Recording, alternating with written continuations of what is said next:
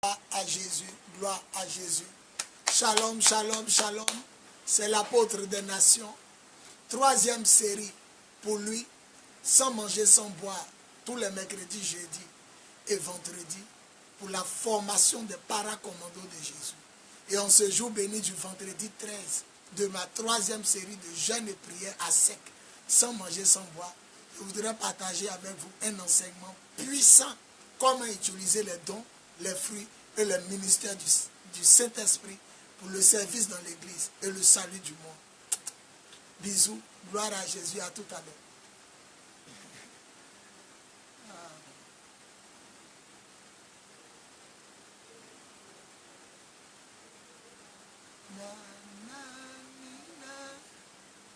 Soyez bénis, shalom, shalom, à tout à l'heure.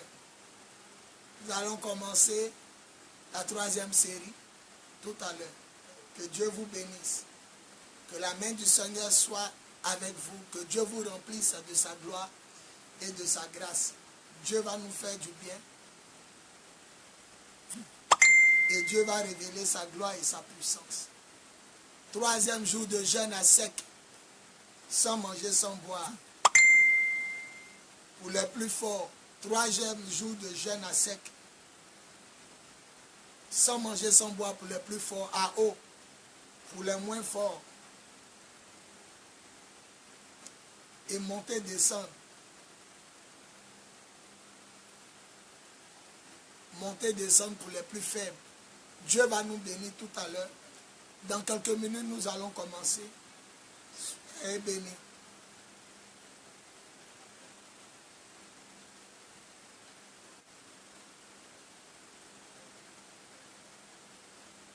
Le nom du Seigneur est glorifié.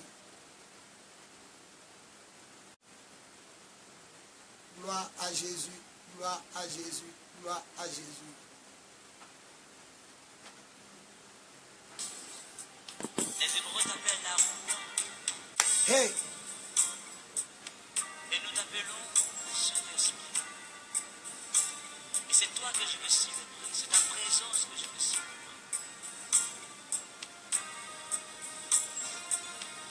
La parole de Dieu, toujours la parole de Dieu. Dieu va nous faire du bien ce matin. Shalom, shalom, Geuz, Lansar, Aïssa, sois béni. Sois béni Sandra Abeli, sois béni Élisée Balier, sois béni homme de Dieu.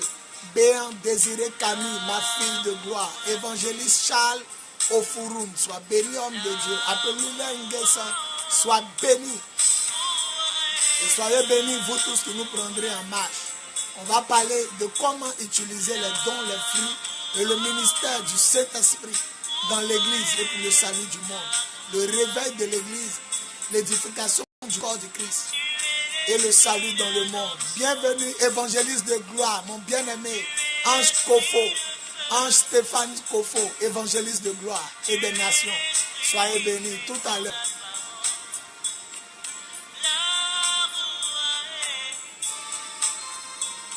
Commencez à partager la vidéo, commencez à inviter déjà vos amis, vos abonnés. Dieu va vous faire du bien. Et Dieu va nous faire du bien. En ce troisième jour de jeûne à sec, sans manger, sans boire, pour nous, à eau, pour les moins forts, et monter, descendre à 18h. Voilà, nous descendons ce vendredi 13 octobre 2017 à 18h. Et je bénis Dieu pour ces enseignements qui font du bien à plusieurs. Et qui feront du bien à plusieurs autres encore. Soyez bénis, la grâce de Dieu avec vous. C'est le temps de jeûner, c'est le temps de prier, c'est le temps de se consacrer, c'est le temps de rechercher la face de Dieu. Si tu es vraiment là, si tu es vraiment connecté, commence à partager la vidéo, commence à glorifier le nom de Jésus, commence à mettre j'aime, parce qu'aujourd'hui nous terminons la deuxième série de jeûnes et prières à sec pour les plus forts, à eau pour les moins forts et monter, descendre pour les plus faibles. Nous descendons aujourd'hui à 18h. Ce vendredi 13 octobre à 18h. Que Dieu bénisse tous ceux qui suivent les enseignements de près comme de loin. La main de Dieu est avec vous. Soyez bénis. Nous allons commencer dans quelques minutes, juste après ce cantique de gloire, la roua. La roua en hébreu qui signifie le Saint-Esprit, l'Esprit de Dieu. En français, le Saint-Esprit. En hébreu, la Roua.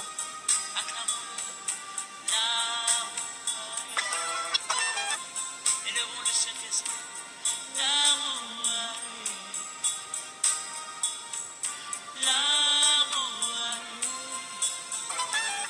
Je veux t'aimer, Saint-Esprit.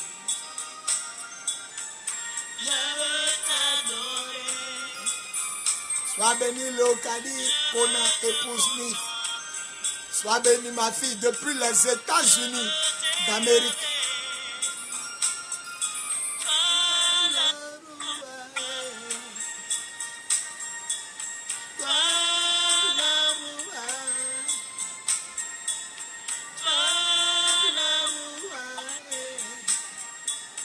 L'Esprit consolateur.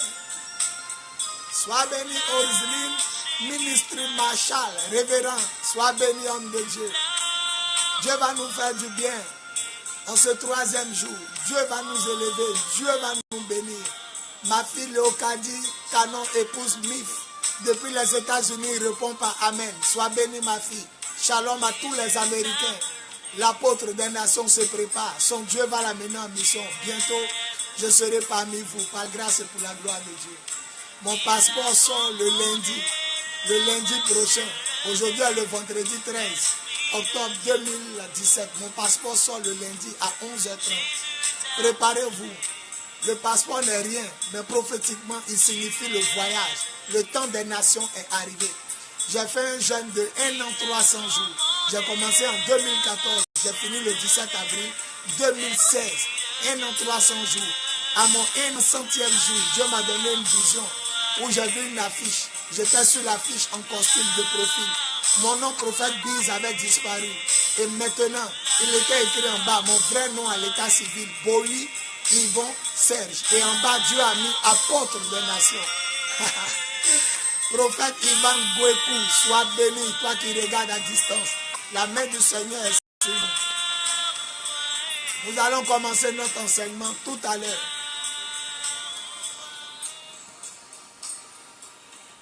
Je vais diminuer le son. Et nous allons prendre 1 Corinthiens. 1 Corinthiens chapitre 14. 1 Corinthiens chapitre 14. À partir du verset 12. Notre texte de base est tiré du livre de 1 Corinthiens chapitre 14. À partir du verset 12. Je lis. Ainsi, puisque vous désirez avec ardeur les dons du Saint-Esprit, cherchez à être riche, surtout de ceux qui font progresser l'Église dans la foi. Je répète, 1 Corinthiens chapitre 14, le verset 12. Ainsi, puisque vous désirez avec ardeur les dons du Saint-Esprit, cherchez à être riche, surtout de ceux qui font progresser l'Église dans la foi. Shalom, shalom, shalom. Que le nom du Seigneur soit béni. Ma fille Désirée Camille dit shalom. Oui, je vais vous parler aujourd'hui des dons des fruits et du ministère du Saint-Esprit. Au début de l'enseignement, dans cette semaine, nous avons commencé le mercredi sur le Saint-Esprit. Qui est le Saint-Esprit? Vous pouvez voir l'enseignement sur ma page Facebook de Prophète Biz. Le deuxième jour, nous avons parlé de l'importance du Saint-Esprit. Nous avons parlé de beaucoup de choses sur lui. Aujourd'hui, nous allons parler et terminer cet enseignement de formation de paracommando de Jésus.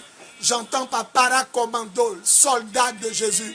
J'entends par paracommando, fou de Jésus. J'entends par paracommando, ouvrier de Jésus. Et aujourd'hui, nous allons parler des dons, des fruits et du ministère du Saint-Esprit. Seigneur, prends ma bouche et parle à tes enfants. Fais-leur du bien en ce jour béni et démontre ta gloire et ta puissance. Que toute interférence de l'ennemi soit brisée, liée, voie à l'échec. Et que ce message fasse du bien à tous ceux qui sont connectés actuellement et qui se connecteront à ce message plus tard. Que toute la gloire te revienne au nom de Jésus. On dit Amen, on dit Amen, on dit Amen. Et on acclame fortement le Seigneur Jésus. Gloire à Jésus. Amen. Shalom à toi, Indrissa Kampaoré. Notre bien-aimé frère qui vient de nous rejoindre. Lakson Moalé, sois béni, toi aussi qui viens de nous rejoindre. Écoutez, Le passage qu'on a pris, 1 Corinthiens chapitre 14, le verset 12 nous dit de chercher à être rempli de dons, de chercher à être riche. Le côté richesse n'est pas là seulement pour les biens matériels. Les maisons, les voitures, le mariage, le travail, la fécondité, la prospérité, tout ce que nous pouvons avoir, richesse, un compte bancaire bien garni, mais aussi il y a la richesse spirituelle. S'il y a un corps matériel, c'est que s'il y a un corps matériel, c'est qu'il y a un corps spirituel. Et s'il y a un corps spirituel, c'est qu'il y a une bénédiction spirituelle. Et l'apôtre Paul dit de chercher à être riche, surtout des dons spirituels. Surtout des dons spirituels, de tout ce qui tire sur la spiritualité. Jésus nous appelle à être riches de façon matérielle, de façon physique. Mais il dit amassez-vous aussi des richesses dans le ciel. Et à l'église de Laodicée, la 7e église des 7 églises d'Asie mineure à laquelle il a parlé dans le livre d'Apocalypse, Laodicée est une église riche, est une église prospère, est une église bénie, mais une église qui compte sur sa richesse, mais qui ne compte pas sur la richesse spirituelle. C'est pourquoi à l'église de Laodicée, lorsque vous prenez Apocalypse chapitre 3 à partir du verset 14, il dit, tu dis tu es riche, mais tu es pauvre. En réalité, si tu étais riche, tu aurais mes dons.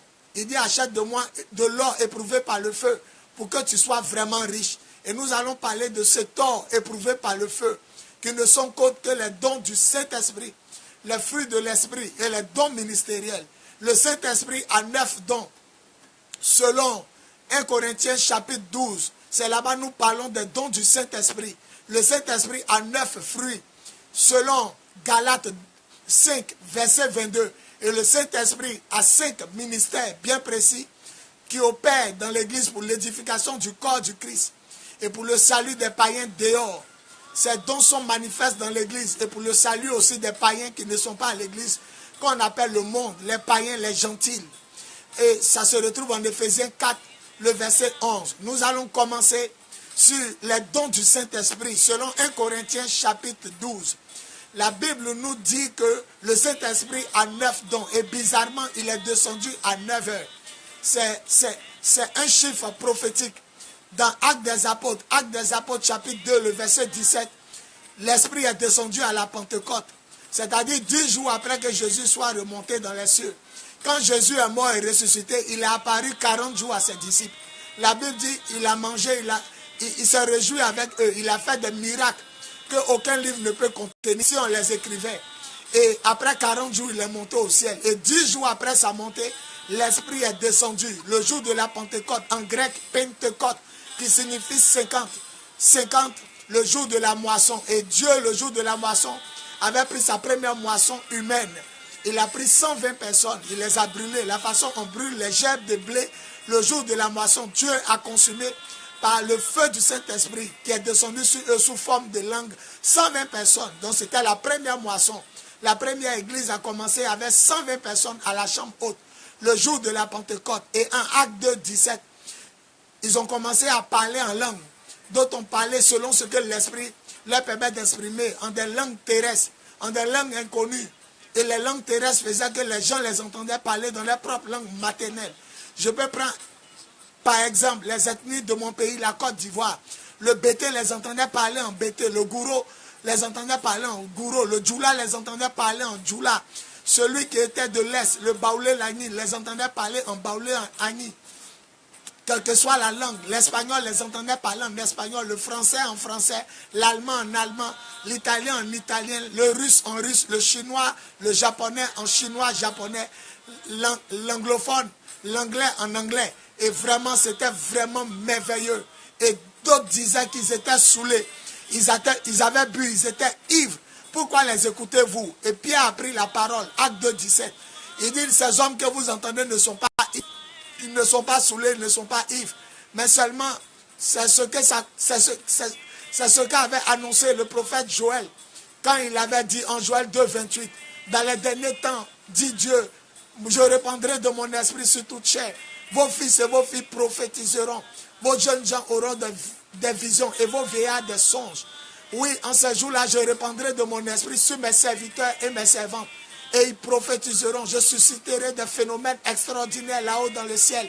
et des miracles en bas sur la terre. Il aura du sang, du feu et des nuages de fumée. Le soleil deviendra obscur et la lune rouge comme le sang, avant que vienne le jour du Seigneur. Et tout homme qui fera appel au Seigneur sera sauvé. C'est ainsi que s'accomplit la prophétie. Dieu a répandu maintenant son esprit sur tout être humain. Avant, l'esprit de Dieu était sur les rois comme David. Avant, l'esprit était sur les chantres comme Asaph, les sacrificateurs comme le grand prêtre Yeshua. Mais l'esprit maintenant est répandu sur tout être humain, même les boys, les serviteurs, les bonnes de maison. Je répandrai de mon esprit sur vos serviteurs, les bonnes, les boys. Tout être humain, toute chair recevra mon esprit. C'est ce que la parole de Dieu dit. Avant, c'était seulement les prophètes qui avaient l'esprit, les sacrificateurs, comme Aaron, et les prêtres, les rois aussi. Mais maintenant, Dieu a répandu son esprit. Et à cette Pentecôte, le rideau est déchiré depuis la mort de Jésus à la croix. Le rideau s'est déchiré. Il n'y a plus de barrière entre Dieu et les hommes. Maintenant, tu n'as plus besoin de consulter ton voisin. L'Esprit est avec toi. Dieu est avec toi. Dieu en toi. Selon les 3 métamorphoses de Dieu. Dans l'Ancien Testament, Dieu était à 1 kilomètre. Le matin, on le voyait dans la colonne de fumée. La nuit, dans la colonne de feu. Dieu voulait se rapprocher de son peuple. Alors, Ésaïe a prophétisé 700 ans avant la venue de Jésus. Que Dieu veut se rapprocher de vous. Il veut être près de vous. Alors la vierge sera enceinte et mettra au monde un fils qu'on appellera Emmanuel. Ça veut dire Dieu avec les hommes. Dieu parmi les hommes. Et dans la personne de Jésus, la Bible dit au commencement était la parole était avec Dieu et la parole était Dieu. Le verset 14 de Jean chapitre 1, le verset 14 dit la parole est devenue un homme. La parole a pris la forme humaine, la parole est devenue un être humain dans la personne de qui? Jésus. Et il dit nous avons vu sa gloire. Les gens l'ont touché, les gens ont mangé à Dieu, les gens ont vécu à Dieu, les gens se sont promenés à Dieu, les gens ont vu Dieu à l'œuvre. Le Dieu qui était à 1 kilomètre de son peuple, qui marchait le matin dans la colonne de fumée et la nuit dans la colonne de feu, a pris la forme humaine. Il est venu parmi eux. La Bible dit parmi les disciples. Jean dormait sur la poitrine. Il dormait sur le sein de Dieu. Les gens ont pu toucher Dieu. Ésaïe dit, la vierge sera enceinte et mettra au monde un fils qu'on appellera Emmanuel. Ça signifie Dieu parmi les hommes. Dieu avec les hommes. Dieu au milieu des hommes. Shalom élu de Dieu depuis la France. Akabile mon fils.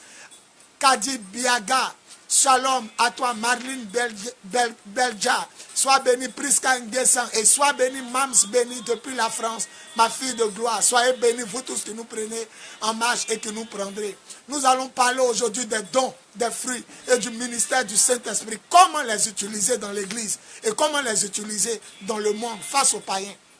Je suis en train de faire la genèse des dons, des fruits et du ministère du Saint-Esprit. Je suis en train de faire cette genèse de l'Esprit pour vous montrer combien de fois Dieu nous aime. Avant, il était à 1 kilomètre de son peuple. La Bible dit qu'il marchait à 1 kilomètre, à une distance d'eux. Car quand il était auprès d'eux, il les tuait à cause de leur rébellion, à cause de leur péché. Nous avons vu comment Uza voulait toucher l'arche de l'alliance et Dieu l'a tué. La Bible dit David a eu peur. L'arche de l'alliance voulait tomber, il a tendu sa main seulement, Dieu l'a tué. Dieu a aspiré à s'approcher de son peuple.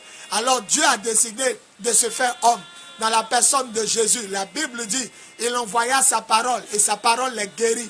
Sa parole les guérit, sa parole les délivra, sa parole les bénit et les sauva en Jésus-Christ de Nazareth. Psaume 107, le verset 20, Dieu envoya sa parole. Or, sa parole était au commencement avec lui. Sa parole était Dieu et sa parole a pris la forme humaine. Donc, il envoya sa parole. Nous pourrons paraphraser en disant, il envoya Jésus, qui est sa parole. Jésus pouvait dire, le Père et moi, nous sommes un. Aucun ange n'a pu dire, le Père et moi, nous sommes un. Aucun apôtre n'a pu dire, le Père et moi, nous sommes un. C'est pourquoi les pharisiens voulaient le tuer, parce qu'ils ont compris que le un qu'il voulait dire, ça veut dire, moi et Dieu, nous sommes un, je suis Dieu. C'est pourquoi les gars lui ont dit, tu n'es qu'un homme et tu veux te faire passer pour Dieu. Jésus ne voulait pas dire qu'ils sont un, de façon spirituelle seulement, mais il voulait dire que je suis Dieu. Et le Saint-Esprit est venu le jour de la Pentecôte. Et la Bible nous dit qu'il a 9 dons. En 1 Corinthiens chapitre 12, vous allez voir les 9 dons du Saint-Esprit. En Galates 5, 22, vous allez voir les 9 fruits du Saint-Esprit. Et en Éphésiens 4, 11, vous allez voir les 5 ministères. Mais quand nous lisons la Bible, il y a plusieurs ministères. Ceux qui viennent en aide aux pauvres, ceux qui dirigent les prières à l'église, ceux qui soutiennent l'œuvre financièrement, matériellement, spirituellement, ceux qui visitent les malades, ceux qui prient pour les malades. Il y a plusieurs dons, il y a plusieurs fruits de l'esprit, il y a plusieurs ministères. Et nous allons parler de comment les utiliser. Commençons par les dons de l'esprit, les dons du Saint-Esprit. Nous allons parler de Raymond Ebiel, soit béni, bienvenue, Matt Kwaku, soit béni. Écoutez, les dons spirituels sont au nombre de 9. Dieu, c'est un Dieu de précision. C'est un Dieu de perfection. C'est un Dieu parfait. Écoutez, les dons du Saint-Esprit sont au nombre de 9. Lui-même, il est descendu à 9 heures, selon Actes des Apôtres, chapitre 17, le jour de la Pentecôte. L'apôtre Paul dit, ceux que vous voyez ne sont pas saoulés. Il est seulement 9 heures du matin. Il est descendu à 9 heures sur la terre, sur les apôtres, 120 personnes qui avaient accepté Christ, qui avaient reçu Christ. Et lui-même, il a 9 fruits. Donc 9, 9, 9, c'est la perfection au carré. Et une femme accouche dans 9 mois. L'homme accouche, la femme accouche dans 9 mois. L'homme sort avec sa femme, mais elle tombe enceinte et accouche dans 9 mois. Donc la femme accouche dans 9 mois. Elle a 9 mois de grossesse. Le Saint-Esprit est descendu à 9 heures. Il a 9 dons et il a 9 fruits. Acclamons la perfection de Dieu. Dieu est vraiment un Dieu parfait. Et les 9 dons qui sont cités en 1 Corinthiens chapitre 12, nous avons classé les 9 dons en 3 grands groupes de dons. Donc, nous divisons les premiers dons en 3 groupes, les deuxièmes dons en 3 groupes et les troisièmes dons du Saint-Esprit en 3 groupes. 3 fois 3, ça nous donne 9. Voilà. Donc, nous allons parler des premiers dons, les dons vocaux, c'est-à-dire les dons qui se manifestent par audibilité. C'est-à-dire, c'est les dons quand ça se manifeste, tout le monde entend. Ce n'est pas les dons cachés, les dons muets, les dons secrets. On l'appelle les dons vocaux parce que ça se manifeste de façon vocale. Quand on parle, tout le monde entend. Tout le monde entend. Le premier don vocal, c'est le don de prophétie. Ainsi parle l'Éternel. Je suis avec vous, mon peuple. C'est un exemple. Ainsi parle l'Éternel. Recherchez ma face. C'est un exemple. Le premier don vocal, c'est le don de prophétie. Le deuxième don vocal, c'est le don de parler en langue. Je prends un exemple. Rema sekeleba, elaga mosokolo bobo, elaga. C'est les dons vocaux, c'est-à-dire quand ça se manifeste, on entend de façon audible. Et ces dons-là sont au nombre de 3. Les dons vocaux. Les dons vocaux. Premier don, prophétie. Deuxième don, parler en langue. Et troisième don, interprétation de langue. Quand quelqu'un parle en langue, il y a des gens qui ont le don d'interprétation. Il y a des gens qui ont le don d'interpréter ces langues. Ces personnes-là sont capables de prophétiser en français, selon la langue du pays, selon la langue courante de l'ère, de l'époque. Ces gens-là sont capables d'interpréter ce que toi tu disais en langue inconnue. Car lorsque nous parlons en langue inconnue, nous parlons à Dieu directement. Nous parlons à Dieu et aux anges. C'est Dieu et les anges qui nous comprennent. Les gens, de façon charnelle, naturelle, même spirituelle, peuvent ne pas nous comprendre. Mais ceux à qui Dieu a donné cette faculté peuvent nous comprendre. Ils ont le don d'interprétation. J'ai remarqué que la plupart des gens qui ont le don de parler en langue, le don de prophétie, ont eux-mêmes le don d'interprétation, mais ils ne savent pas. Quand ils commencent à parler en langue, aussitôt dans leur esprit, l'esprit commence à les mettre, le Saint-Esprit commence à les mettre dans la langue courante, en français, en italien, en allemand ou en russe. Dieu commence à les mettre ce qu'ils sont en train de dire. Je prends un exemple. Oh masse kalababa, regele gado shegele devo, et la gababa. Ça c'est un exemple. Et pendant que tu parles, quand tu termines, tu sens que tu dois parler en français. Oh mon peuple, je suis avec vous. Oh, je vous aime mes enfants. Je reviens bientôt. En réalité, tu es en train de dire maintenant en français, dans la langue courante du pays, ou dans la langue courante du peuple où tu te trouves. Tu es en train de dire maintenant ce que tu avais dit en langue, que toi-même tu ne comprenais pas. J'ai compris que aussitôt que le parler en langue sort, aussitôt la langue suit. Et quand tu n'as pas l'interprétation, quelqu'un commence à prophétiser. C'est ce que tu avais dit en langue qui commence à sortir par la bouche d'une autre personne. Alors l'apôtre Paul dit, si nous parlons en langue, nous édifions nous-mêmes. Mais s'il y a quelqu'un qui interprète, il édifie l'église. Alors si tu parles en langue, on ne comprend pas ce que tu dis. Comment on peut dire Amen à ta prière en langue? C'est vrai que ce que tu dis est beau, mais on n'est pas édifié. Comment on peut répondre Amen? On ne peut pas répondre Amen. Alors il faut qu'il y ait un interprète. Donc à l'église, celui qui veut parler en langue, qui parle à lui-même, qui renonce d'élever la voix. Maintenant, s'il y a un homme qui a le don d'interprétation, alors que celui qui parle en langue, parle en langue. Mais s'il n'y a pas d'homme qui se taise, qui parle doucement, qui se parle à lui-même, voilà. Mais n'interdisez pas le parler en langue. Donc, les dons vocaux sont au nombre de 3. Ça se manifeste par audibilité. C'est-à-dire que l'oreille l'entend. Les dons qui se manifestent de façon vocale, ils sont 3. Prophétie, parler en langue, interprétation de langue. Après ça viennent les dons de puissance. Pourquoi les dons de puissance? Parce que c'est les dons qui dégagent de l'énergie. Les dons qui dégagent la force. Quand vous prenez Actes des Apôtres chapitre 1, le verset 8, dans votre version, le 8 secondes, il est écrit, vous recevez une puissance. Oh, vous recevrez une puissance. Le Saint-Esprit survenant sur vous. Et vous serez mes disciples. Bonne arrivée, ange pédagogue. Sois béni, mon fils.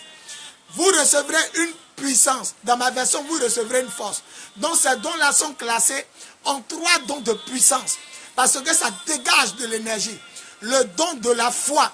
Jésus dit, si tu as la foi, tu déplaces les montagnes. Donc, c'est un don de puissance. Le don d'opération de miracle.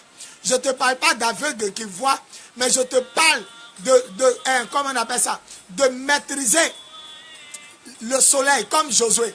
Comme un homme peut dire à un astre qui est 1000 fois plus grand que la terre, comme un homme qui est insignifiant, comme un microbe sur la terre, face au soleil, peut bloquer le soleil. C'est ça le don d'opération de miracle. Comme un homme peut marcher sur l'eau, comme Jésus. Comme un homme peut multiplier 5 pains pour nourrir 5000 hommes, sans compter les femmes et les enfants. C'est ça qui est le don d'opération de miracle. Le deuxième don de puissance, après la foi, c'est le don d'opération de miracle. Comment un membre coupé, une main coupée peut pousser. Hein? La main commence à pousser, et puis poil, les nerfs, comme Ézéchiel 37. Prophétise sur les ossements desséchés. Dis-leur, ossements desséchés, vous reprendrez vie. Et puis ça reprend vie. Voilà. Le don d'opération de miracle n'a rien à voir avec le don de guérison des malades. Voilà. Le don de guérison des malades est le 3e don de puissance. Le don des guérisons des malades. Il y a plusieurs guérisons. Voilà. Et il y a plusieurs opérations de guérison des malades. Il y a d'autres, la spécialité, c'est les aveugles. Tous les aveugles voient dans leur ministère, dans leur cellule de prière, dans leur église. Tous les aveugles voient. Bienvenue à Capolin depuis la France, prophète de gloire. Shalom, homme de Dieu. Tous les aveugles voient. Il y a d'autres, c'est les sourds. Ils sont forts. Ils entendent, les sourds entendent eux. Il y a d'autres, c'est les muets. Il y a d'autres, c'est les 3. Il y a d'autres, c'est les fibromes. Ça disparaît. Il y a d'autres, c'est les kystes. Il y a d'autres, c'est le sida. Il y a d'autres, c'est l'Ebola. Eux, ils guérissent. Il y a d'autres, c'est l'hépatite. Il y a d'autres, c'est la tension. Il y a d'autres, c'est n'importe quelle maladie. Il y a d'autres, c'est toutes les maladies. C'est pourquoi la Bible ne dit pas le don de guérison des malades. Pour dire que toi seul, tu peux guérir tous les malades.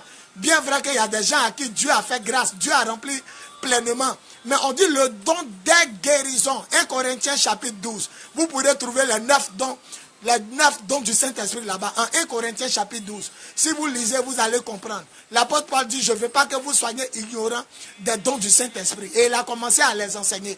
Ils sont 9. Et nous pouvons les classer en 3 groupes de 3 dons chacun.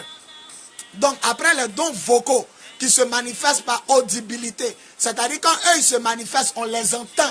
On les entend. Prophétie, parler en langue, interprétation de langue, viennent les dons de puissance. Actes des Apôtres chapitre 1, 8. Jésus dit, vous recevrez une puissance. Le Saint-Esprit est Dieu, mais il est aussi l'extrême puissance, la suprême autorité de Dieu. Dans ma version, le français courant, il est écrit en Acte 1, 8. Vous recevrez une force. Vous recevrez une force. L'apôtre Paul disait, vous n'avez pas reçu un esprit de timidité, mais un esprit de force, un esprit de maîtrise de soi, de puissance, un esprit d'amour. Et les dons de puissance sont au nombre de 3. Le don de foi. Le don de foi. Jésus dit, si vous avez la foi, vous pouvez déplacer les montagnes. Vous pouvez déplacer les obstacles. Vous pourrez dire à un arbre de se déraciner et d'aller dans l'eau. Vous savez que l'arbre s'arrête à cause de la souche du sol. L'arbre s'arrête sur du solide. Mais comment l'arbre peut s'arrêter sur du liquide? Il n'y a jamais vu ça. Un arbre arrêté sur l'eau. Il va se fixer sur quoi? Ses racines vont s'enraciner en quoi?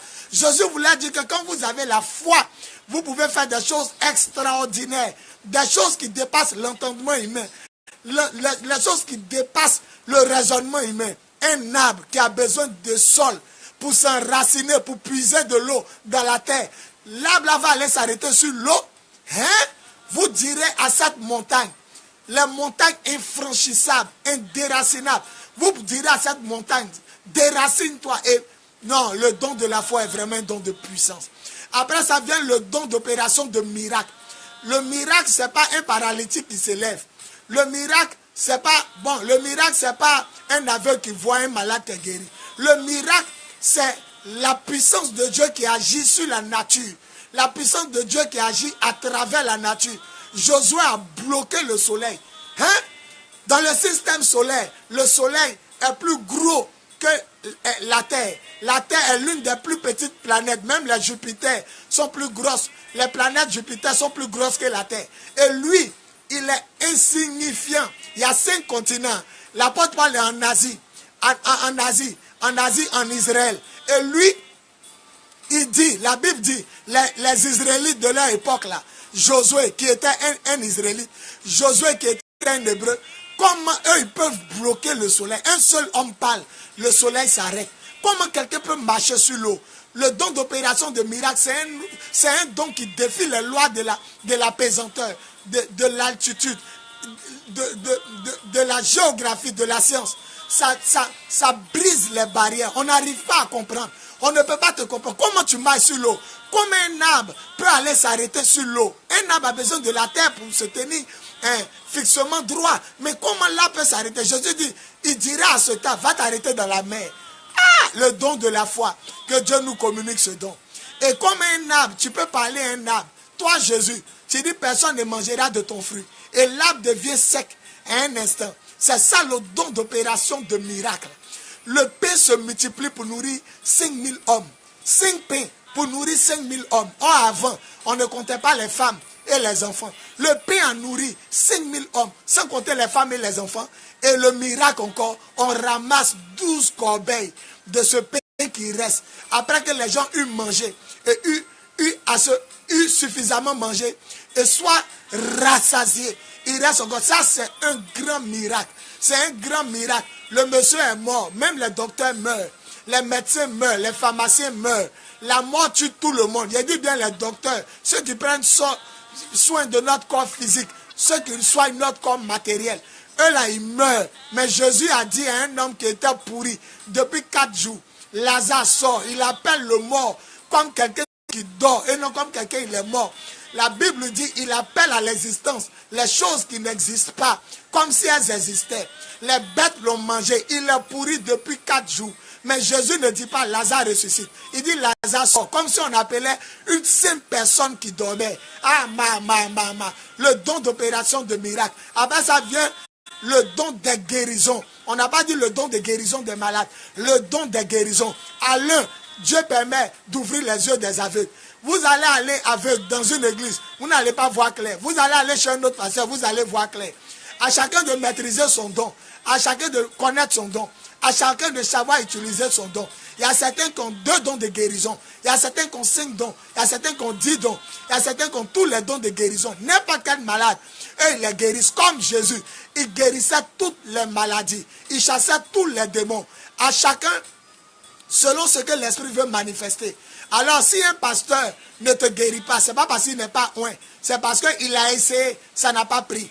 Mais il y a un domaine dans lequel il opère et il est puissamment utilisé par Dieu là-bas. C'est pourquoi je vais vous enseigner un jour comment utiliser les dons. Ça va venir, si le temps nous permet. Après les dons de puissance, viennent les dons de révélation. Le troisième dernier groupe des 3 dons, de 9 dons spirituels, qui englobe les dons de l'esprit. Le Saint-Esprit a 9 dons que nous pouvons diviser en 3 groupes de dons. Les dons vocaux, eux ils sont 3. Les dons qui se manifestent de façon vocale. Quand ces dons-là sont opérants, on les entend. Prophétie, parler en langue, interprétation de langue. Après viennent les dons de puissance, les dons qui dégagent de l'énergie, les dons qui surprennent, les dons qui étonnent, les dons qui brisent les lois de la normale, les dons élevés, les dons puissants. Eux, ils sont au nombre de 3. Le don de foi pour déplacer les montagnes. Le don d'opération de miracle. pour arrêter le soleil, marcher sur l'eau, ressusciter les Lazare morts, pourris, depuis 4 jours. Ah, c'est le don de miracle. Et puis le don de guérison, le don de guérison des malades. La Bible n'a pas dit le don de guérison, mais le don des guérisons, pour opérer des guérisons. En chaque homme de Dieu, en chaque chrétien, l'Esprit se manifeste par un don de guérison. Tu dois connaître comment Dieu t'utilise et prier pour ces gens. Tu peux, si tu as la foi, tu peux prier pour tout le monde, mais chacun a un don particulier. À toi de connaître et de te lancer dedans. Et nous allons terminer par les dons de révélation. Eux, ils sont au nombre de 3. Révélation veut dire, quitte à toi de dire. Si tu veux, tu dis. Si tu veux, tu ne dis pas. Pendant que tu m'écoutes, tu peux recevoir des choses sur moi. Si tu veux, tu me dis. Si tu veux, tu ne me dis pas. C'est les dons qui se révèlent de façon surnoise, de façon secrète. De façon secrète. C'est des dons secrets. Ça veut dire que celui qui reçoit le don, s'il veut, il te dit. Quand Jésus a regardé la femme samaritaine, il connaissait déjà sa vie. Mais il a pris son temps pour causer à elle. Donne-moi de l'eau à boire. Elle dit, toi tu es juif, tu me demandes de l'eau à boire. Jésus dit, si tu connaissais qui te demande de l'eau à boire, c'est toi-même qui lui aurais demandé et t'en aurais donné de l'eau vive. Vous voyez, non? Donc en réalité, Jésus savait qui était cette femme, mais il a fait discours. Arrivé un moment qu'elle a dit, donne-moi de l'eau, il dit, va appeler ton mari. Elle dit, j'ai pas de mari. Il dit, tu as eu raison de dire, tu n'as pas de mari. Parce que tu as eu 5 maris. L'homme avec lequel tu vis n'est pas ton mari. C'est pas maintenant il a reçu 5. Depuis il a vu la femme, il a reçu. Mais il a mis d'abord causerie. C'est des dons quand tu reçois. Si tu veux, tu dis aux gens. Si tu veux, tu ne dis pas. C'est pourquoi on les appelle le don de révélation. Le Saint-Esprit dépose la révélation dans ton esprit. Il dépose ça doucement. Maintenant, si tu veux, tu élèves la voix, tu dis. Si tu veux, tu appelles la personne pour dire. Si tu veux, tu dis ça de façon audible. Si tu veux aussi, tu envoies un message texto à la personne. Donc, ces dons-là opèrent dans le secret. C'est pourquoi on appelle révélation. Il savait que Simon-Pierre allait le trahir. Il savait que le coq n'allait pas chanter, que Simon-Pierre allait dire 3 fois qu'il le trahit. Mais il était avec eux. Il causait avec eux. C'est pourquoi les gens qui ont les dons de révélation, fais attention. Ils peuvent savoir des choses sur toi, mais ils ne te disent pas. Souvent, Dieu dit c'est pas le temps. Souvent, Dieu dit c'est le temps, mais c'est lui qui tarde.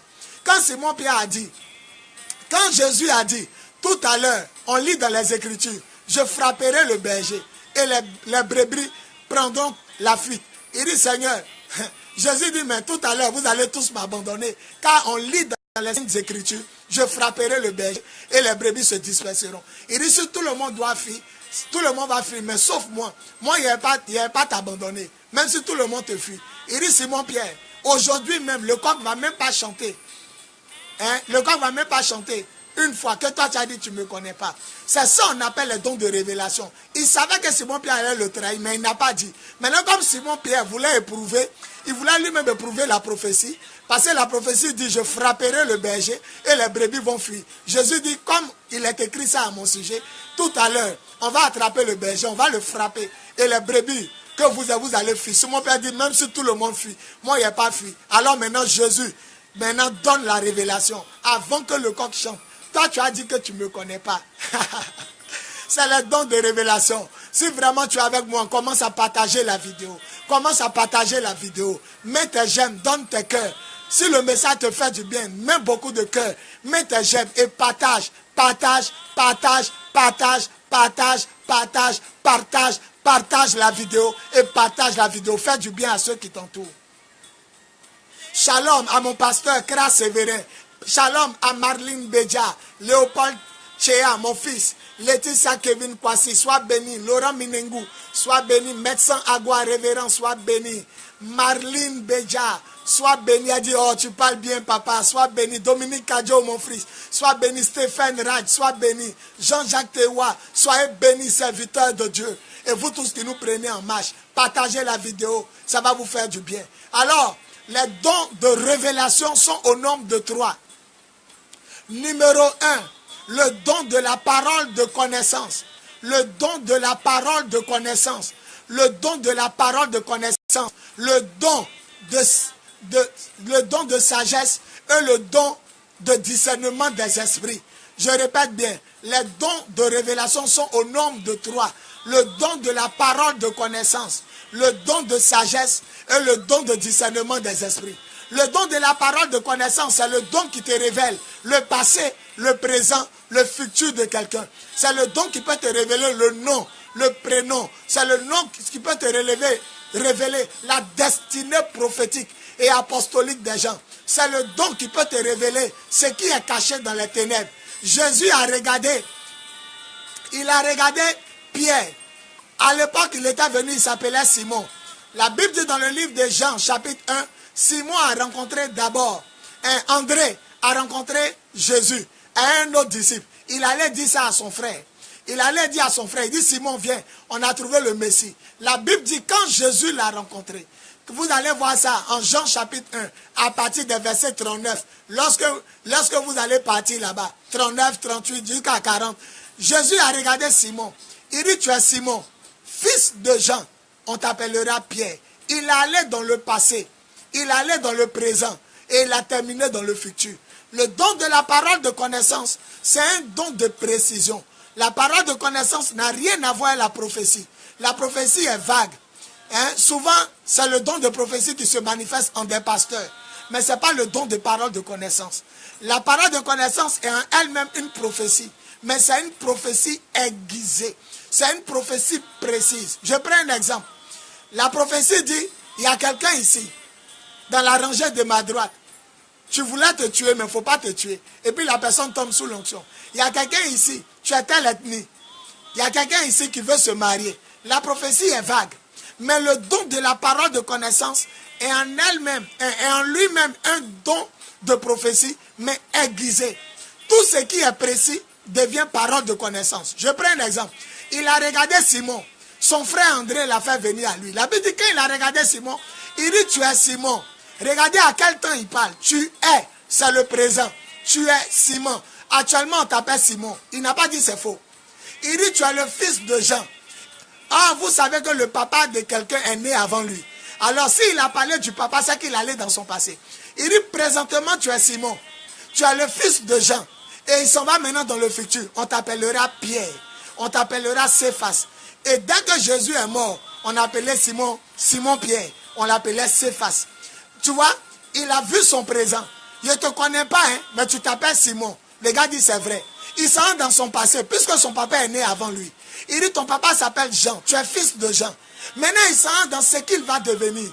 Acclamons la puissance de Dieu. Acclamons la puissance de Dieu. Acclamons la puissance de Dieu. En ce 3e jour de jeûne à sec, sans manger, sans boire, le Seigneur est en train de m'utiliser pour vous faire du bien. En train de vous faire du bien. La parole de connaissance est précise. La prophétie n'est pas précise. Le Seigneur me dit que tu vas te marier. Mais quand? On ne sait pas. La parole de connaissance donne la date, le jour, l'heure, la précision. La parole de connaissance est précise. Voilà la différence entre la prophétie. La prophétie est vague. Peuple de Dieu, je vais libérer ma grâce sur vous. Mais quand? Un tel pays, je vais te libérer. Mais quand? La précision connaît l'heure. La précision connaît le jour. La précision connaît le temps. La précision connaît la personne. La précision connaît le passé, le présent, le futur. La précision connaît tout.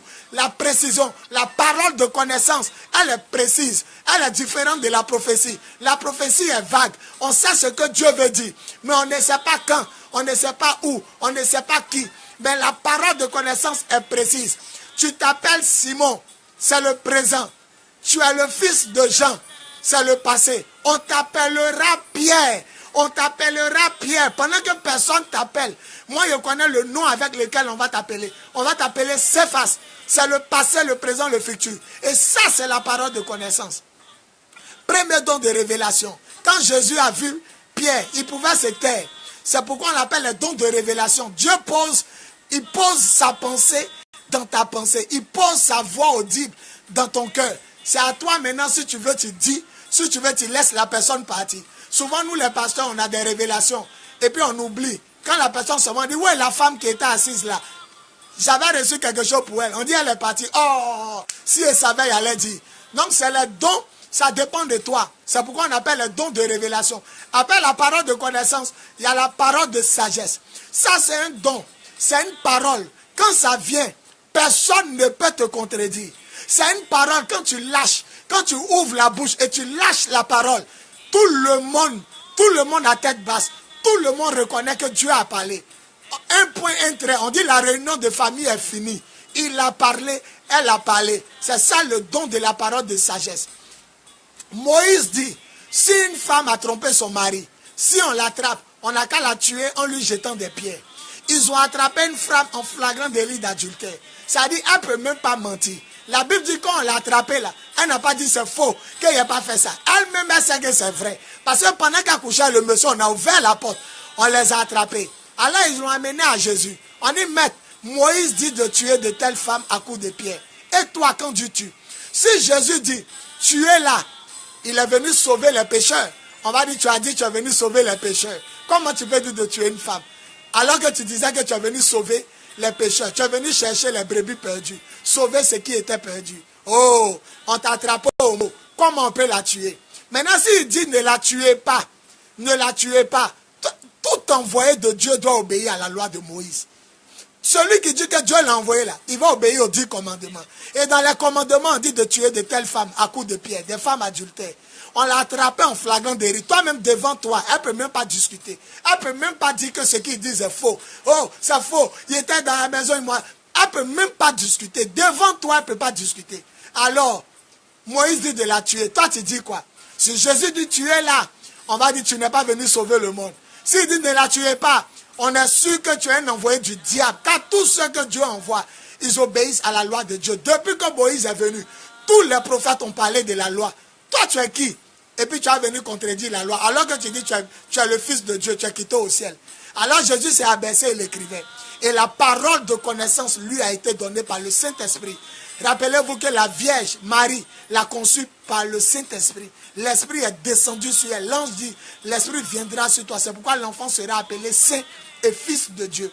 Il a été conçu de l'Esprit. Donc il est l'enfant de Dieu. Il est né du Saint-Esprit. Le Saint-Esprit est Dieu.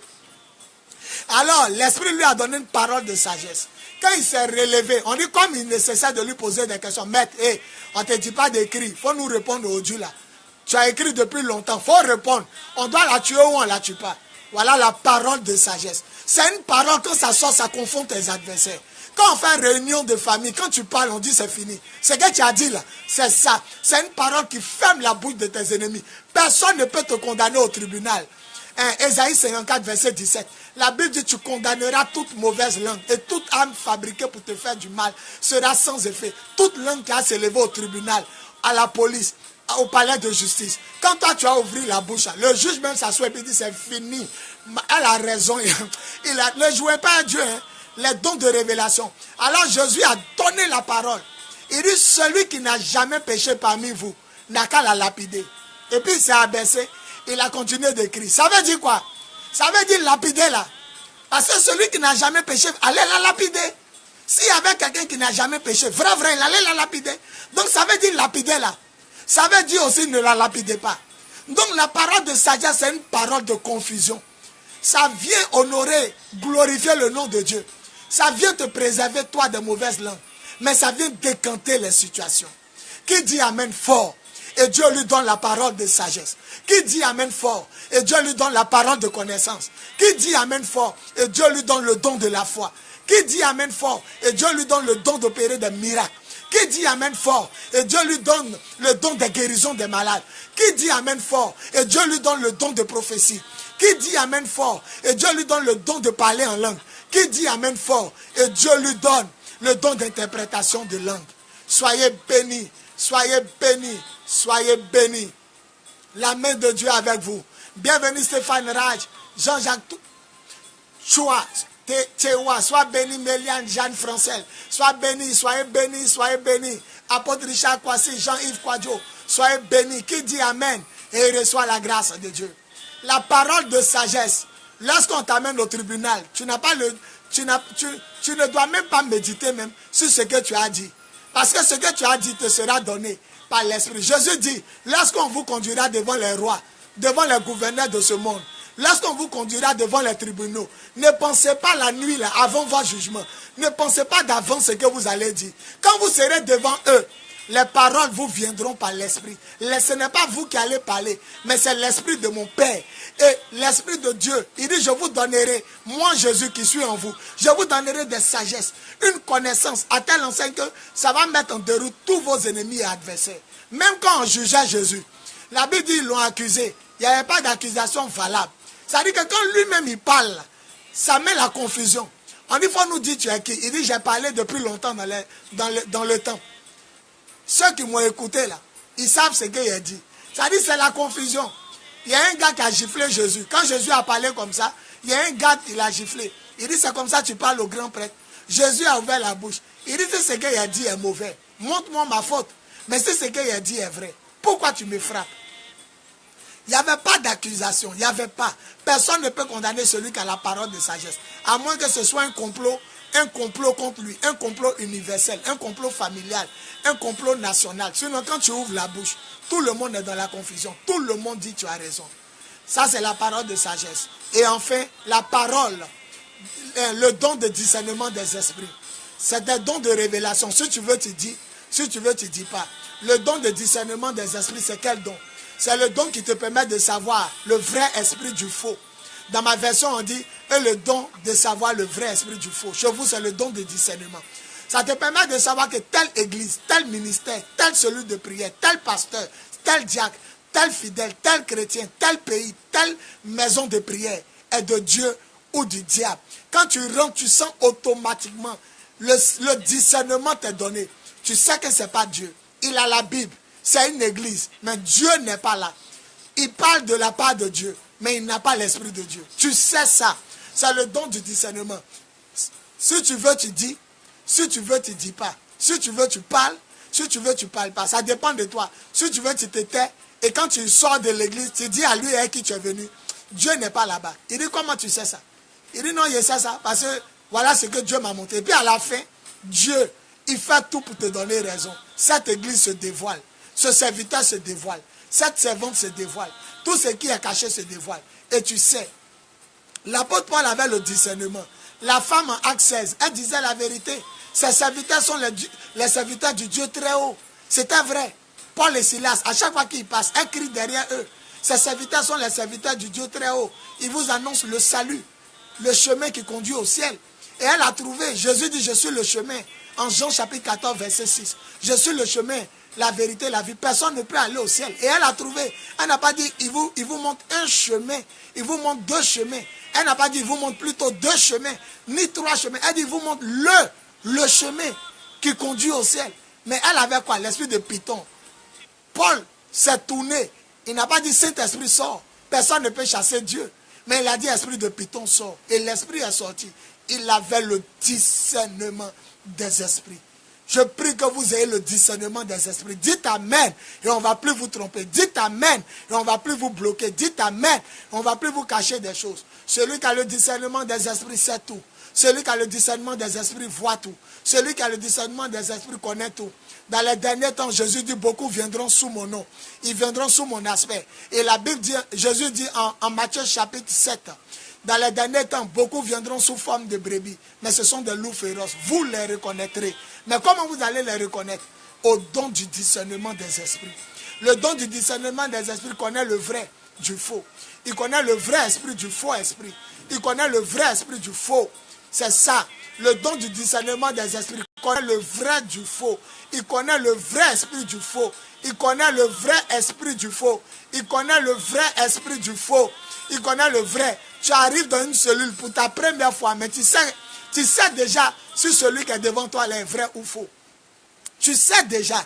On n'a pas besoin de te dire. Quand tu arrives, tu sais. Tu sais déjà s'il est vrai ou il est faux. Tu sais. Tu connais le vrai esprit du faux. Tu connais. Quand une situation arrive devant toi, tu connais la vraie de la fausse. Et voilà, ainsi dit, les 9 dons du Saint-Esprit. Ça se retrouve en 1 Corinthiens chapitre 12. C'est là-bas sont cités les 9 dons du Saint-Esprit que nous pouvons classer en 3 groupes de dons. Le premier groupe, les dons vocaux qui se manifestent par audibilité. Quand ça se manifeste, on entend. Voilà, le premier don, c'était le don de prophétie. Ainsi parle l'Éternel. Mes enfants, je suis avec vous. Ah, c'est le premier don vocal. Quand ça se manifeste, vous entendez, vous m'avez entendu. C'est pourquoi on appelle les dons vocaux. Le deuxième don, le parler en langue. Mama se kalababo, elaga, rekababo, elagaba. Voilà, ça c'est le don. C'est le deuxième don vocal. Quand ça se manifeste, on entend. Le troisième don vocal, c'est le don d'interprétation de langue. Quand la soeur a parlé là, voilà ce que le Dieu me disait. Elle était en train de dire que voilà. C'est ça qu'on appelle le don d'interprétation de langue. Souvent, lui qui parle en langue a le don d'interprétation, mais il ne connaît pas. Comme il ne connaît pas là, à partir d'aujourd'hui, je t'apprends que quand tu finis de parler longtemps en langue, le message qui suit là, c'est ce que tu avais dit en langue. C'est comme une lettre traduite dans ta langue maternelle, ton ethnie. Et puis après, on traduit en français. Donc, ça te vient d'abord en langue. Et puis après, maintenant, ça vient dans le langage courant que tout le monde peut comprendre. Donc, le plus souvent, ceux qui prophétisent, ceux qui parlent en langue prophétisent après. Vous allez remarquer qu'après leur long parler en langue, prophétie suit. C'est ce qu'ils avaient dit en langue, c'est ce qui suit en français. Bravo, acclamons le Saint-Esprit qui nous fait du bien en ce jour. Merci Seigneur. Voilà. Donc, après les dons vocaux, le don de prophétie, parler en langue, et le don d'interprétation de langue, viennent les dons de puissance. Acte 1:8, vous recevrez une puissance. Dans ma version, vous recevrez une force. Quand le Saint-Esprit, donc, c'est le don d'énergie, c'est le don de force, c'est le don de puissance. Le premier, c'est le don de la foi. Ça nous permet de déplacer les montagnes, de déraciner les arbres pour les mettre sur l'eau, faire des choses extraordinaires qui dépassent l'entendement humain. Le deuxième, c'est le don d'opération de miracle. Josué a arrêté le soleil. Toi qui es microbe comme ça, toi tu peux dire au soleil de t'arrêter. Ça nous permet de faire des miracles, des exploits. Alléluia. Pied de quelqu'un est coupé et puis ça pousse. Un homme est pourri depuis des années, il est mort, il sent. Et puis tu dis, sors, il se lève. Hein? Tu prends 5 pains, tu nourris 5000 hommes. Les os d'Élisée ont ressuscité un cadavre. Élisée est mort, ses os sont là. Il y a un mort qui était là. Ses parents partaient l'enterrer, ils ont vu des bandits, ils ont jeté son cadavre. Quand il a touché les os d'Élisée, le mort s'est relevé. C'est ça le don d'opération de miracle. Et il y a le don de guérison des malades. On ne dit pas le don de guérison, mais le don des guérisons. Ça te permet de guérir quelques maladies. Il y a d'autres, ça plaît à Dieu de les utiliser pour guérir toutes les maladies. Il y a d'autres, il y a des maladies spéciales. Eux, ils sont forts dedans. Quand quelqu'un arrive à ce problème, à Dieu décante. Il y a d'autres, c'est l'argent. Quand tu arrives, il prie pour toi, tu trouves travail, tu trouves voyage, tu trouves l'argent. On te fait promotion. Ta situation bloquée se débloque. Il y a d'autres, c'est un don. C'est un don de guérison des sourds, des muets, des aveugles, des paralytiques. Voilà. Quelle que soit la maladie qui est dans ton corps, sida et consort, eux, ils ont cette grâce-là. Tous les Sidéens sont guéris. Voilà. Maintenant, après ça viennent les dons de révélation. Les dons qui te permettent, si tu veux de dire, si tu veux de ne pas dire. La parole de connaissance qui te fait connaître avec précision le passé, le présent, le futur de chaque événement, de chaque chose, de chaque personne, de chaque vie, de chaque situation, de chaque problème qui est devant toi. Tu connais avec précision le jour, l'heure, la date, le nom, le prénom. Tu sais exactement le passé, le présent et le futur de toutes choses. Ça, c'est la parole de connaissance. Après, la parole de sagesse. Quand ça sort, ça confronte tes ennemis. Personne ne peut discuter avec toi. Personne ne peut discuter avec toi. Personne. Il n'y a pas l'homme qui est né. Quand toi, tu parles, on dit, il a parlé. Elle a parlé. Après, le don du discernement des esprits. Dès que tu vois un homme de Dieu, tu sais s'il est de Dieu ou du diable. Dès que tu rentres dans une église, tu sais si elle est de Dieu ou du diable. Lorsque tu vois quelque chose, tu sais. Souvent, vous êtes là et puis vous dites, quittons ici.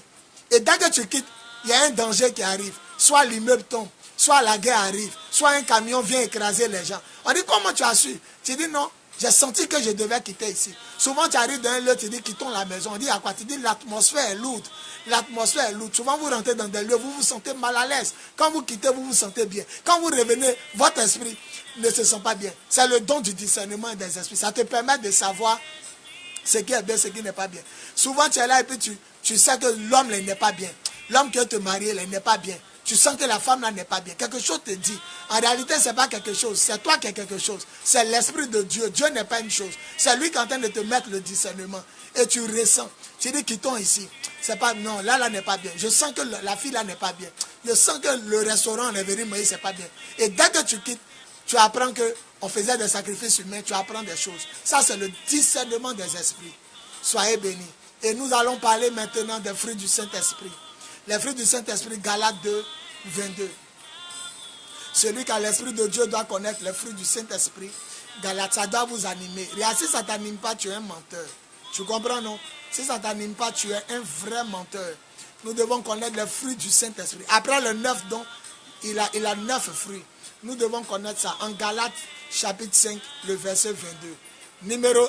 Mais ce que l'Esprit Saint produit, c'est l'amour. L'amour doit vous caractériser et vous animer. Numéro 2, la joie. Tu dois être toujours en joie. La Bible dit soyez joyeux. La force de l'Éternel, votre joie, la force de l'Éternel sera, votre joie sera la force de l'Éternel. Et la joie de l'Éternel sera votre force. La paix. Vous devez vivre en paix. Vous devez sentir la paix. Pas la paix que le monde donne, que les politiciens donnent, mais la paix que le Saint-Esprit donne.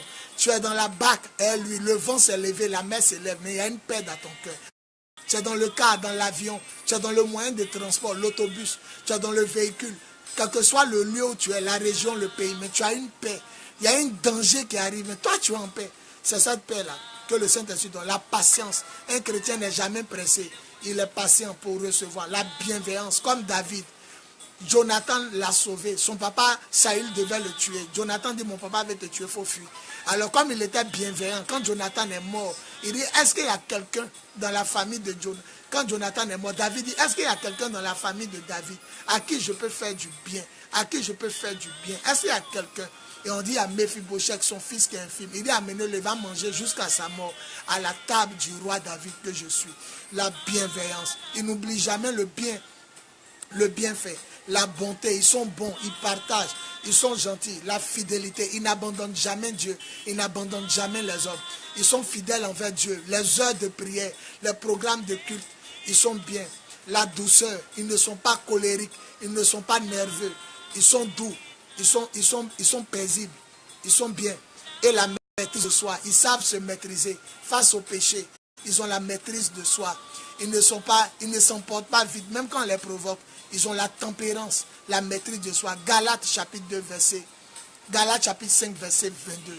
Soyez bénis, vous que nous prenez, Prince, Patricia, Mirel, Tré, oui, Mélia, Jean-François, Francel, Ake, ambassadeur Séni, Le Béli, révérend, sois béni, Béan, Christiane et Ouman, sois béni, ma fille. Donc, vous devez avoir l'amour, la paix, la joie, la douceur, la bienveillance, la maîtrise de soi. Quand vous avez ces choses qui demeurent, c'est-à-dire, ce n'est pas un jour tu es, et puis après tu n'es plus, non. Quand ces choses-là demeurent éternellement en toi, jusqu'à ce que Jésus revienne, tu portes les fruits du Saint-Esprit. Jésus dit, vous les reconnaîtrez à leurs fruits. Quand quelqu'un est faux, là, c'est aux fruits.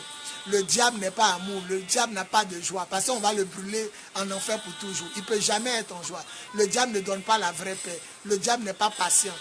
Il veut détruire les chrétiens vite, vite. La Bible dit en Apocalypse chapitre 12, il est pressé, il est descendu. Le nom dragon, le serpent, il veut détruire la terre et la mer parce qu'il sait qu'il lui reste peu de temps. Il est pressé. Le diable n'a pas les fruits de l'esprit. Donc vous pouvez voir ça en Galates chapitre 5, le verset 22. Et nous allons terminer par les dons du ministère. Éphésiens chapitre 4, verset 11. Les dons du ministère qui sont au nombre de 5. Prophètes, apôtres, évangélistes, pasteurs, docteurs ou enseignants. Voilà.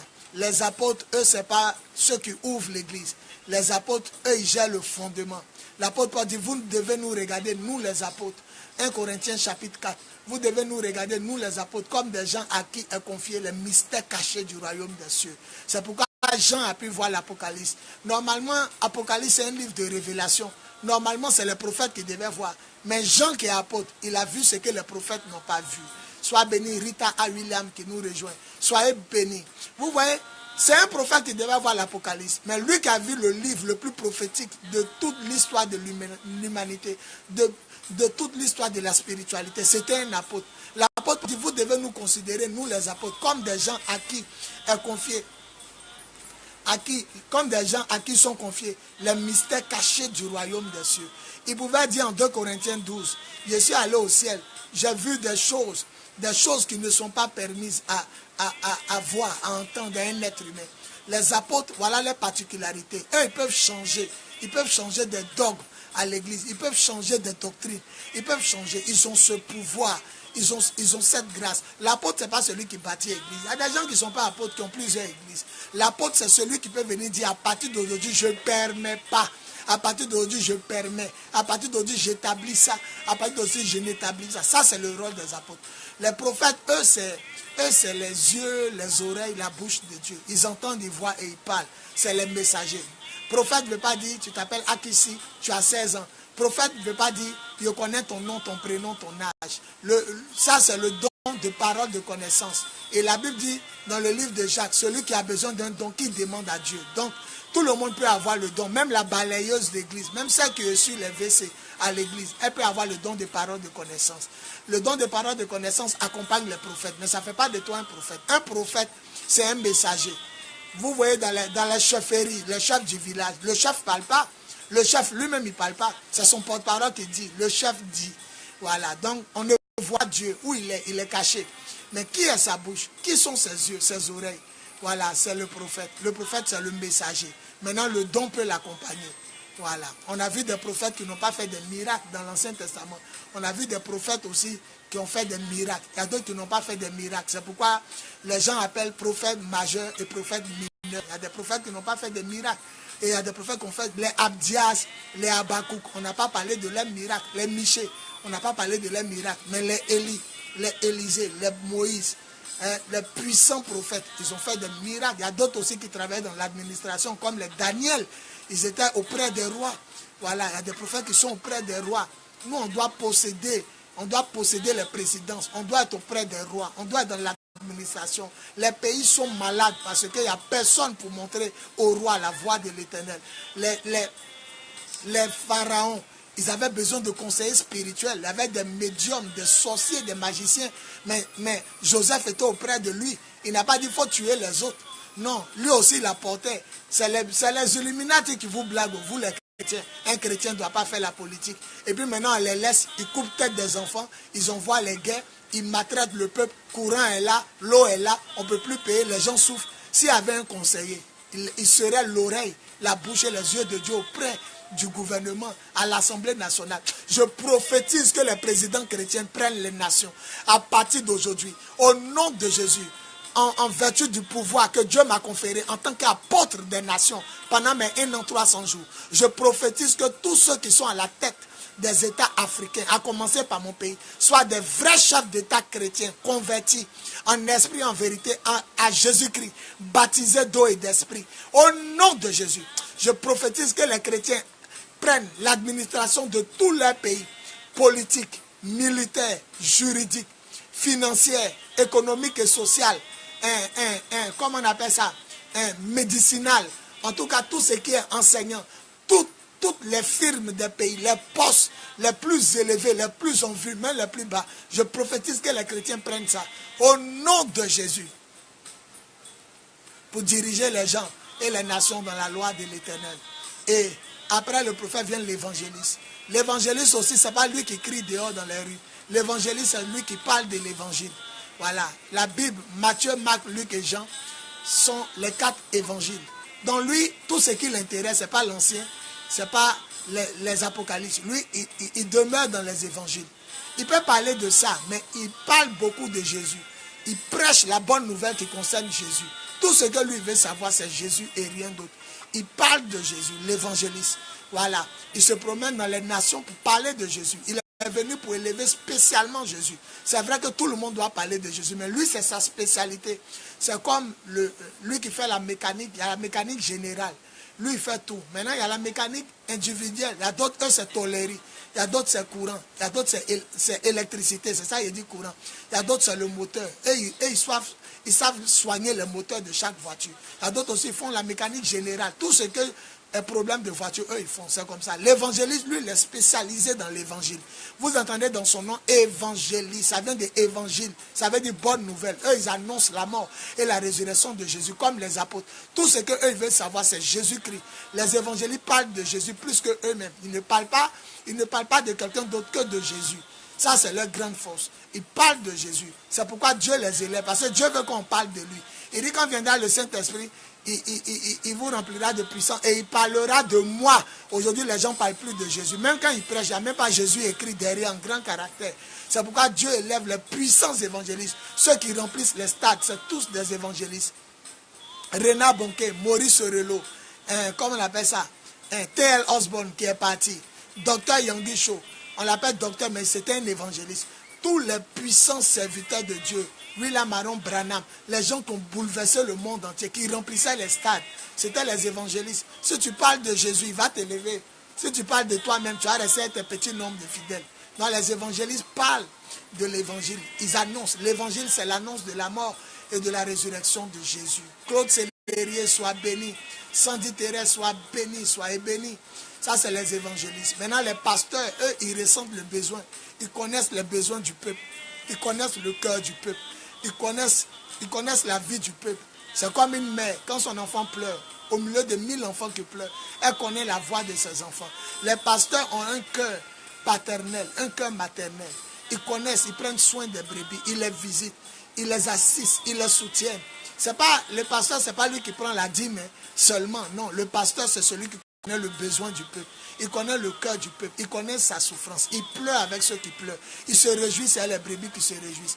Il est dans leur cœur, il est dans leur sillage, il les visite, il prend soin d'eux. Il laisse 99 brebis pour aller à la recherche de la seule qu'il ne voit plus à l'église. Il appelle les brebis, il les suit, il prend soin d'eux. Ça, c'est le pasteur. Et enfin, le docteur, ce n'est pas celui qui récite la Bible par cœur. Il récite la Bible, on dirait un élève qui doit passer concours, examen. Non. Le docteur, c'est celui qui allait en profondeur de la parole. Il rentre en profondeur. Il connaît ce que Dieu veut dire. Ce verset biblique-là, qu'est-ce que ça voulait dire? Il le connaît. Il connaît le vrai sens. À quel sens Jésus a employé? Quand Jésus dit le Père et moi, nous sommes un. Toi, tu as dit que c'est une façon de parler pour dire que Dieu m'a envoyé. Non, ça voulait dire que je suis Dieu. Les pharisiens l'ont compris. C'est pourquoi ils ont ramassé Caillou. Ils disent, tu es un homme et puis tu veux te faire Dieu. Oh, il y a d'autres qui ont dit, non, Jésus même a dit, vous-même aussi, mon esprit, soyez un, vous-même les chrétiens. Donc, ce n'est pas dit que vous êtes Dieu. En réalité, quand Jésus a employé cette forme, il voulait dire, je suis Dieu. Voilà, le Père et moi, nous sommes un. C'est pourquoi en Jean chapitre 14, quand Philippe lui a dit, montre-nous Dieu, et puis je serai content. Il dit, mais je suis avec vous, tu ne me connais pas. Tu ne sais pas que celui qui m'a vu a vu Dieu. Je suis Dieu, c'est ce que ça veut dire. Donc le docteur, lui, il pénètre les profondeurs des Écritures. Il a la révélation. La Bible nous dit que l'apôtre Paul était apôtre. Quand il prêche, on le lapide parce qu'on n'accepte pas son enseignement. Mais il y a un gars qui s'appelait Agabus. Et il y a un gars qui s'appelait Apollos. La Bible dit qu'il était docteur. Lui, quand il arrive à les mêmes lieux où on a lancé Caillou, là, les mêmes juifs qui ont ramassé Caillou pour le lancer à Pierre, on dit les juifs disent Jésus est Seigneur. Pourquoi? Parce que la Bible dit qu'il enseignait avec éloquence et exactitude. Il maîtrisait les Écritures. Là où on a lancé Caillou à Paul, quand lui il arrive à Apollos, tout le monde dit, on dit avec des arguments solides. Il s'appuie sur les Écritures. Il ne fait pas miracle. Il ne fait pas miracle. Paul allait à Éphèse. Il est passé à Éphèse. Quand il est passé à Éphèse, il y a eu des disciples. Pour nous montrer que lui ne faisait pas miracle, Paul a demandé à lui les disciples qu'Apollos a gagné là, quand il était passé à Éphèse. Avez-vous reçu le Saint-Esprit? Il dit, nous on n'a jamais entendu parler du Saint-Esprit. En effet, c'est le baptême de Jean-Baptiste que Apollos connaissait. Il connaissait bien les Écritures, mais ne maîtrisait pas trop ce qui concernait Jésus. Mais la Bible dit quand il prend les Écritures, il leur démontre, les Juifs là, il leur démontre que Jésus est le Messie que eux ils attendent. Mais dans les coins là-bas, là, on lapidait Paul. Mais lui, on ne le lapide pas. On dit qu'il a converti beaucoup de Juifs sur la base de la parole. Mais quand l'apôtre Paul, lui, il laissait là, c'est Caillou, on le poursuit, on veut le tuer, on veut le lapider, on le met dans le corbeil, on le prend pour fuir. Mais quand le même Apollos arrive, il prend le même texte. Tout le monde est convaincu. On dit les Juifs, il les convainquait par des arguments solides. C'est-à-dire, eux-mêmes, ils sont les billes. Donc, on a lapidé Paul cadeau. Donc, Jésus qu'on a tué là, c'était vraiment le Messie. C'est ça le docteur. Le docteur. L'apôtre Paul dit, avez-vous reçu le Saint-Esprit? Ils disent non.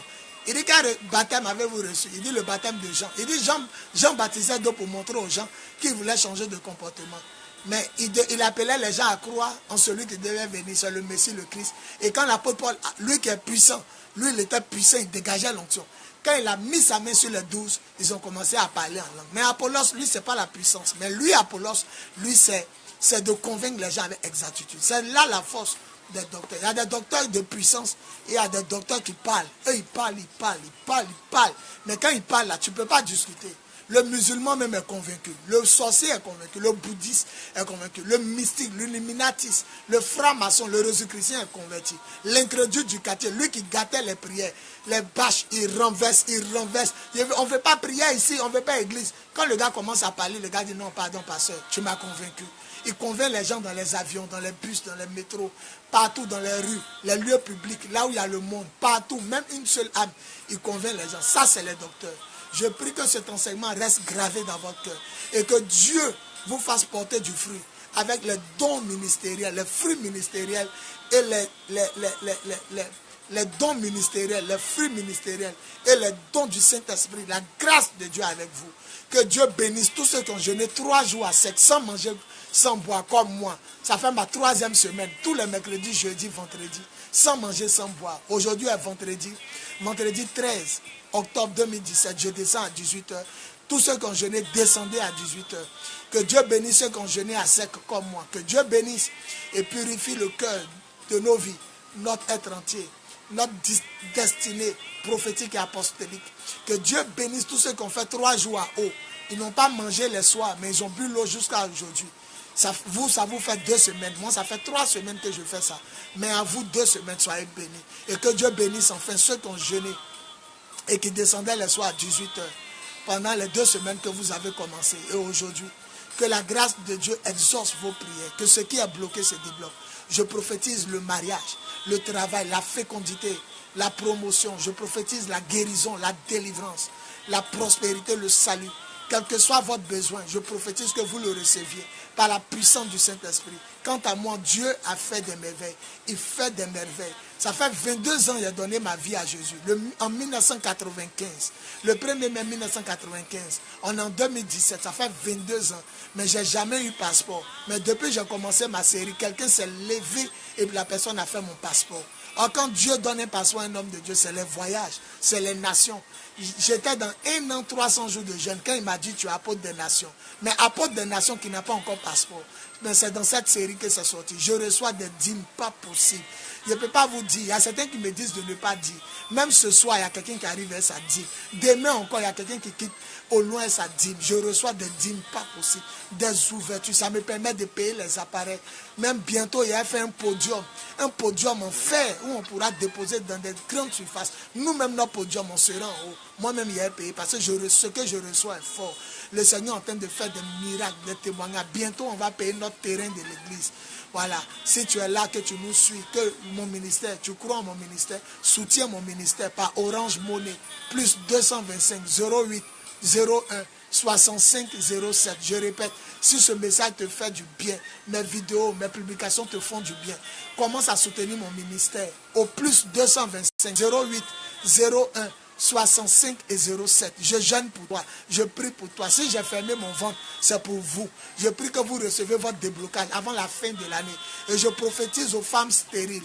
L'an prochain, hommes stériles. L'an prochain, à la même époque, vous tiendrez des enfants. Sinon, un enfant dans votre bras. Dites amen fort. Je prophétise votre gloire. Soutenez mon ministère ou appelez-moi au 05 64 78 32. Je répète, 05 64 78 32 ou au 01 48 47 54. Je suis de la Côte d'Ivoire à Abidjan précisément. Côte d'Ivoire, Afrique de l'Ouest, Abidjan, capitale économique.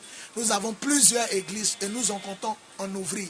Si vous avez besoin de nous, on peut aller ouvrir encore une mission. Le temple de Jésus, le lion de la tribu de Juda, selon Apocalypse 5.5. Voilà, donc plus 225 05 64 78 32, plus 225 08 01 65 07, ça c'est mon compte Orange Money pour ceux qui veulent soutenir le financièrement. Et plus 225 05 64 78 32 01 48 47 54. Maintenant, ceux qui veulent amener par Orange Money, par Western Union ou par Voiria, etc., vous pouvez amener par mon nom, Bohui. Non, Bohui. B-O-H-U-I. B-O-H-U-I. Yvon Serge. Mon prénom c'est Yvon Serge. C'est un nom composé. Il y a trait d'union, il y a tiré. Donc Yvon, Y-V-O-N S-E-R-G-E. Yvon Serge, Y-V-O-N S-E-R-G-E. Pays Côte d'Ivoire, préfixe, plus 225. Je vous aime, je vous aime, je vous aime. Ce même vendredi 13, nous aurons une veille de prière qui sera retransmise en direct. Vous pourrez nous voir en direct à partir de 23h, 22h30, 23h. Ce même vendredi 13 octobre 2017, une grande veillée au Temple du Lion 1, avec moi, un de mes pasteurs, et l'apôtre et le prophète des nations, Charles Baudelaire, qui n'est plus à présenter comme instrument de réveil. Voilà, soyez bénis. Le dimanche 15, le dimanche qui vient, le dimanche 15 octobre 2017, il y a une sortie de mon bébé. Ma femme m'a donné 4 enfants et j'ai 3 filles et un garçon. Mon dernier enfant est une fille, elle s'appelle Ellie. Je l'ai surnommée Ellie parce qu'elle dégage le feu. Dieu m'a montré en rêve qu'elle sera puissante. Même sa maman a fait rêve, elle a pensé que c'était un garçon. C'est une fille terrible qui va naître. Donc nous avons la sortie du bébé Ellie et de ma femme. Elle est née le 17 juillet 2017 et aujourd'hui, en octobre, ça nous fait 3 mois.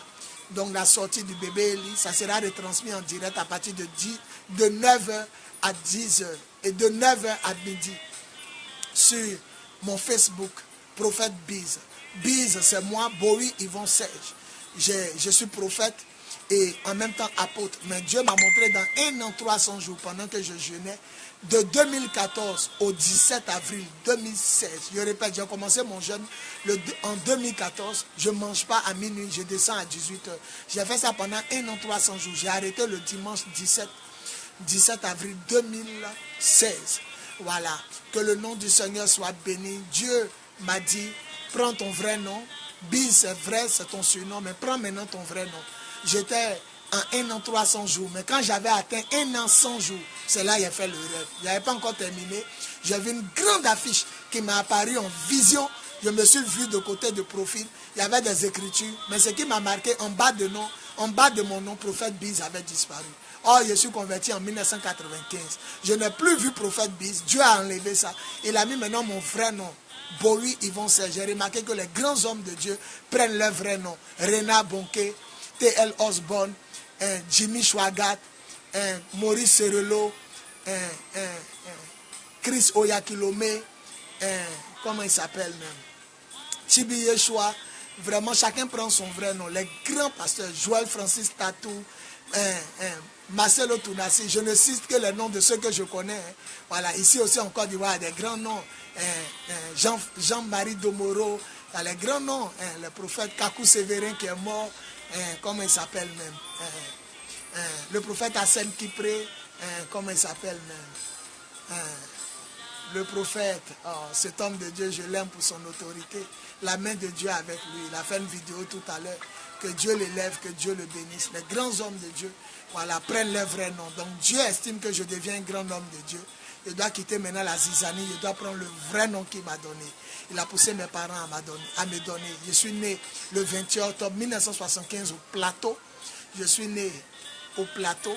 Le 21 octobre, ma maman m'a donné le nom de Yvon Serge. Voilà, Mohamed Sanogo, merci, Patricia Miltredi, Mohamed Sanogo, Eric Yahi, c'est le nom que je cherchais. Voilà, quand Dieu t'utilise, tu as un nom simple. La Bible dit pour remplacer Lazare, pour remplacer Judas Iscariote, le traître. Ils avaient proposé un homme qui avait beaucoup de noms. Quand vous lisez Actes des Apôtres, vous allez voir. Il avait beaucoup de noms. Justice, appelé tant, et Matthias.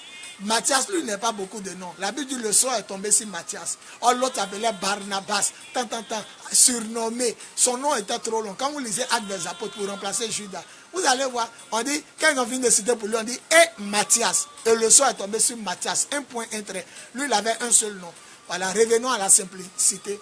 Dieu va nous bénir, Dieu va nous élever. Soyez bénis, riches et prospères. Les Olivier Gawa et autres, la main de Dieu est avec nous. Nous aussi, on a des grands pasteurs, de grands prophètes, de grands hommes de Dieu de ma génération. Si j'ai cité un qui a oublié l'autre, ce n'est pas bon pour la vidéo.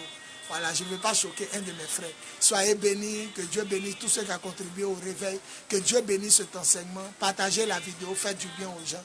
Que la grâce du Seigneur soit avec vous. C'était l'apôtre des nations pour Son 3e jour de jeûne à sec, je descends à 18h.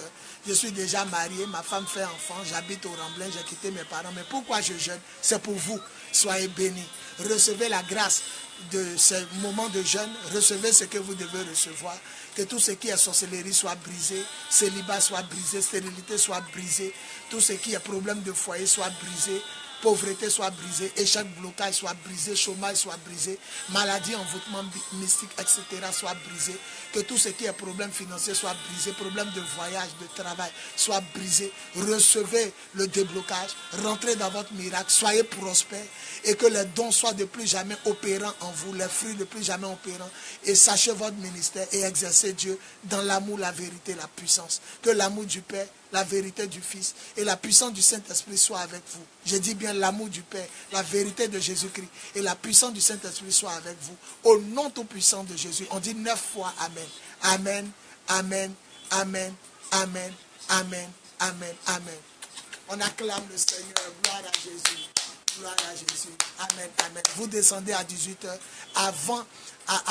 après avoir béni d'abord le Seigneur. Vous élevez son nom. Et puis vous pouvez descendre. Le soir, on est à la veillée à Koumassi. Et vous qui êtes loin, vous pourrez suivre la veillée à partir de 22h30, au plus grand 23h, jusqu'au matin, jusqu'à nouvelle ordre. Soyez bénis. Shalom. Apôtres des nations, Bowie, Yvon Serge pour vous servir. Amen, amen, amen. Gloire au Père, au Fils et au Saint-Esprit. Au Dieu qui est, qui était et qui vient pour des siècles et des siècles. Amen, amen, amen.